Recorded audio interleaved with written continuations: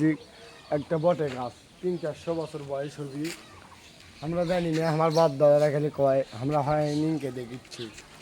দেখতেই পাচ্ছেন শিবগঞ্জ থানা ময়দাহাটটা, এই ঈদগাঁও মাঠে আমাদের বটে গাছটা খুব সুন্দর ঐতিহাসিক, একদম ডালপালা খুব বড় বড়, কীরকম দেখেন। আর তো ভাই এই গাছ আপনি হয় এখানে দেখিচ্ছেন? এটা আমার বাপ দাদারা কয়, না হলেও আনুমানিক 500-1000 বছর হবে এই গাছের বয়স। দেখতে পাচ্ছেন 1000 বছর পার হয়ে দেখবেন এই গাছের বয়স। মানে আর বাপ দাদাও দেখেনি এই গাছ, তার সে থেকে এই গাছ এত বড়। মানে আমরা হয় এখানে দেখিচ্ছি এই গাছ ইনকে, আর কোনো বারো নাই বরকত নাই, জিঙ্কা সিংকেই দেখা যাচ্ছে। গাছটা অবস্থিত আমাকে ময়দানহাটা গ্রামের, এটা হলো আমাকে ময়দানহাটা গ্রাম।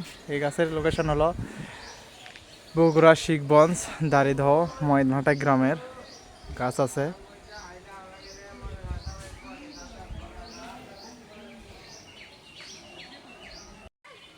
এটা আমাকে ময়দানহাটায় ঐতিহ্যবাহী এক বট গাছ, এই সুন্দর বট গাছ।